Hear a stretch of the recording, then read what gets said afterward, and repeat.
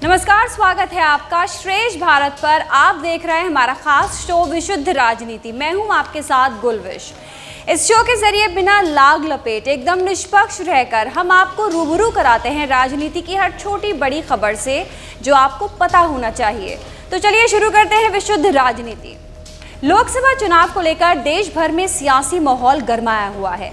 अब चुनाव अपने अंतिम चरण में है, लेकिन राजनीतिक दलों के बीच तीखे बयानों के चलते गर्मा गर्मी मची हुई है। टीएमसी और बीजेपी के नेताओं के बीच भी सियासी घमासान तेज है। दोनों ही दलों के नेता एक दूसरे के खिलाफ बयानबाजी करने से पीछे नहीं हट रहे हैं। वहीं लोकसभा चुनाव के आखिरी चरण के चुनाव से पहले पीएम मोदी ने पश्चिम बंगाल में टीएमसी के शासन को लेकर हमला बोला है। उन्होंने कहा कि लोकसभा चुनाव 2024 में बेस्ट परफॉर्मिंग स्टेट कोई होगा तो पश्चिम बंगाल होने वाला है, क्योंकि टीएमसी बंगाल में अपने अस्तित्व की लड़ाई लड़ रही है। पश्चिम बंगाल में पिछले विधानसभा चुनाव में हमारे 3 विधायक थे। इसके बाद बंगाल की जनता ने हमें 80 विधायकों तक पहुंचा दिया, इसलिए टीएमसी के लोग बौखलाए हुए हैं। बंगाल के चुनाव में टीएमसी पार्टी अस्तित्व की लड़ाई लड़ रही है। आपने देखा होगा पिछले असेंबली के चुनाव में हम 3 थे, 3 में से बंगाल की जनता ने हमें 80 पर पहुंचा दिया। हमें लोकसभा के अंदर भारी बहुमत पिछले चुनाव में मिला था। इस बार पूरे हिंदुस्तान में द बेस्ट परफॉर्मिंग स्टेट कोई होगा तो पश्चिम बंगाल होने वाला है। भारतीय जनता पार्टी को सर्वाधिक सफलता पश्चिम बंगाल में मिल रही है और पश्चिम बंगाल का चुनाव एक तरफा है। जनता जनार्दन उसको लीड कर रही है और उसके कारण सरकार में बैठे हुए लोग, टीएमसी के लोग बौखलाए हुए हैं। वहीं पीएम मोदी के बयान से तिलमिलाई बंगाल की सीएम ममता बनर्जी ने कहा कि टीएमसी बंगाल से सीपीएम को उखाड़कर फेंक सकते हैं तो बीजेपी को भी उखाड़कर फेंक सकते हैं। आजादी नहीं होता, आज भी याद रखना बांग्ला ही रहा है। इसी के लिए हम अगर सीपीएम को ऊपर उखाड़ दे सकते थे तो हम बीजेपी को भी उखाड़ देंगे। ये हमारा वादा है, ये हमारा वादा है, ये हमारा वादा है। ममता बनर्जी अपने हर भाषण में अपने अलग अंदाज में पीएम मोदी पर निशाना साधती हैं। खैर, आपको बता दें कि बंगाल में लोकसभा की 9 सीटों पर चुनाव अभी भी बाकी है, लेकिन इससे पहले ही जीत का दावा करके प्रधानमंत्री नरेंद्र मोदी ने सियासी पारा हाई कर दिया है। बढ़ते हैं अगली खबर पर। लोकसभा का चुनाव अब समाप्ति की ओर है। इसी बीच कांग्रेस अध्यक्ष मल्लिकार्जुन खड़गे ने 1 जून को इंडिया ब्लॉक के घटक दलों के प्रमुख नेताओं की बैठक बुलाई है। इस बैठक में लोकसभा चुनाव पर चर्चा और चुनाव अभियान की समीक्षा की बात कही जा रही है। वहीं कहा यह भी जा रहा है कि नतीजों से पहले ही विपक्ष अपनी जीत को लेकर आश्वस्त है, इसलिए बैठक में गठबंधन की जीत होने पर प्रधानमंत्री समेत कौन सा पद किस दल के पास होगा, इस बात की चर्चा और आगे की रणनीति पर मंथन होगा। लोकसभा चुनाव के नतीजे 4 जून को आने वाले हैं। चुनावी नतीजों के ऐलान के बाद अगर सरकार बनाने की संभावनाएं बनती हैं तो ऐसे में कांग्रेस पहले से ही उसके लिए तैयारी करना चाह रही है। इंडिया ब्लॉक में शामिल पार्टियों के हिस्से आई सीटें अगर बहुमत तक ना पहुंच रही हो और बीजेपी की अगुवाई वाला एनडीए भी जादुई आंकड़े से पीछे रह जाए तो ऐसे में सरकार बनाने के लिए नए सहयोगियों की जरूरत होगी। ऐसे दलों और नेताओं को चिन्हित करने की रणनीति भी होगी जो सरकार बनाने के लिए इंडिया ब्लॉक का समर्थन कर सकते हैं। वहीं तृणमूल कांग्रेस इंडिया गठबंधन की बैठक में शामिल नहीं होगी, जिस पर टीएमसी ने कहा है कि मीटिंग वाले दिन ही लोकसभा चुनाव के 7वें और अंतिम चरण का मतदान है, जिसको देखते हुए पार्टी के सभी बड़े नेता बिजी रहेंगे और बैठक में शामिल नहीं हो पाएंगे। रुख करते हैं अगली खबर की तरफ। लोकसभा चुनाव के आखिरी चरण के पहले प्रधानमंत्री नरेंद्र मोदी ने झारखंड के दुमका में चुनावी सभा को संबोधित किया। वहीं जनसभा में प्रधानमंत्री नरेंद्र मोदी ने झारखंड में घुसपैठ को बड़ा मुद्दा बताया और कहा कि अवैध घुसपैठ की वजह से आदिवासियों की संख्या कम हो रही है और घुसपैठियों की ज्यादा। झारखंड में एक बड़ा संकट घुसपैठियों का हो गया है। हमारा ये संथाल परगना तो बहुत ज्यादा घुसपैठियों की चुनौती से जूझ रहा है। इसका परिणाम क्या हो रहा है?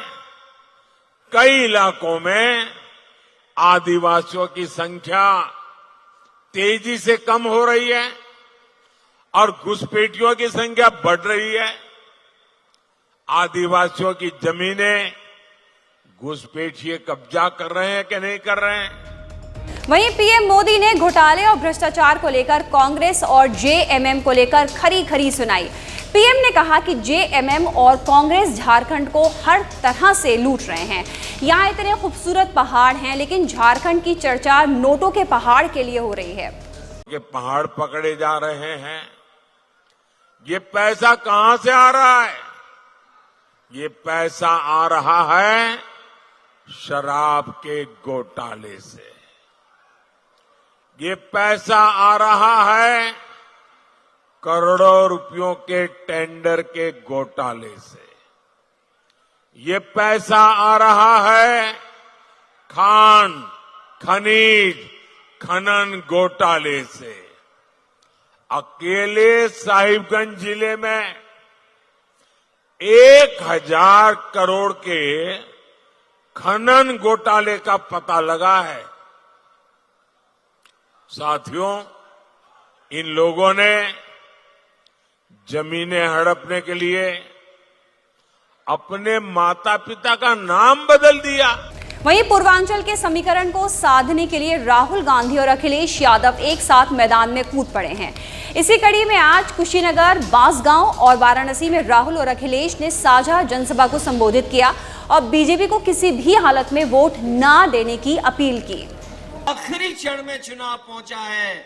हमें पूरा भरोसा है कि इस बार यहां से देवरिया, बांसगांव, गोरखपुर, आसपास जितनी लोकसभाएं हैं, इंडिया गठबंधन भारी बहुमत से जीत करके जा रहा है।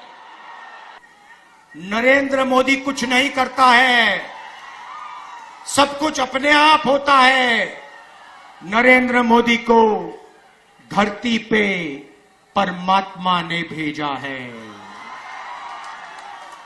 बाकी सब लोग बायोलॉजिकल हैं, माता पिता से पैदा हुए हैं।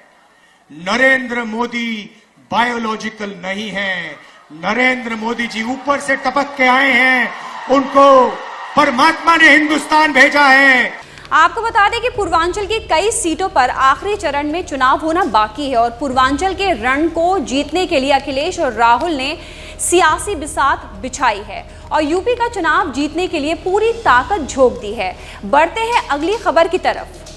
कोर्ट की वेकेशन बेंच ने सीएम केजरीवाल की स्वास्थ्य जांच के लिए अंतरिम जमानत को 7 दिन बढ़ाने की मांग वाली याचिका पर तुरंत सुनवाई से इनकार कर दिया है, जिस पर केजरीवाल की तरफ से पेश हुए सीनियर एडवोकेट अभिषेक मनु सिंघवी ने कहा कि मुख्यमंत्री को कुछ मेडिकल टेस्ट कराने के लिए अंतरिम जमानत की ड्यूरेशन को 7 दिन बढ़ा दिया जाना चाहिए। वहीं केजरीवाल ने कहा कि टेस्ट पूरा होने के बाद वो 9 जून को खुद सरेंडर कर देंगे। उन्होंने सुप्रीम कोर्ट के आदेश में निर्धारित अंतरिम जमानत की शर्तों का भी पालन किया है। साथ ही सुप्रीम कोर्ट ने याचिका दायर करने में देरी को लेकर भी सवाल खड़े किए हैं।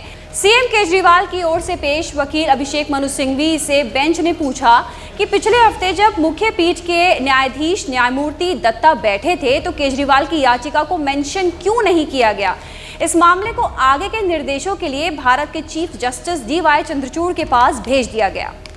वहीं दिल्ली हाई कोर्ट ने मनी लॉन्ड्रिंग मामले में आम आदमी पार्टी के नेता सत्येंद्र जैन की डिफॉल्ट बेल मांगने वाली एक याचिका पर ईडी को नोटिस जारी किया है। सत्येंद्र जैन ने दिल्ली की राउज एवेन्यू कोर्ट के 15 मई के आदेश को चुनौती दी है, जिसने उन्हें मामले में डिफॉल्ट बेल देने से इनकार कर दिया था।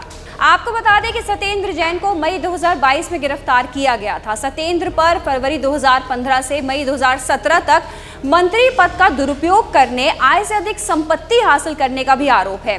तो ये थी विशुद्ध राजनीति में आज की सभी बड़ी खबरें। राजनीति से जुड़ी बड़ी खबरों के लिए आप देखते रहिए हमारा शो विशुद्ध राजनीति। नमस्कार और हमें सब्सक्राइब करना मत भूलिएगा। श्रेष्ठ भारत पर खबरों से जुड़े रहने के लिए चैनल को सब्सक्राइब और लाइक करें, बेल आइकन दबाएं और देखते रहें श्रेष्ठ भारत।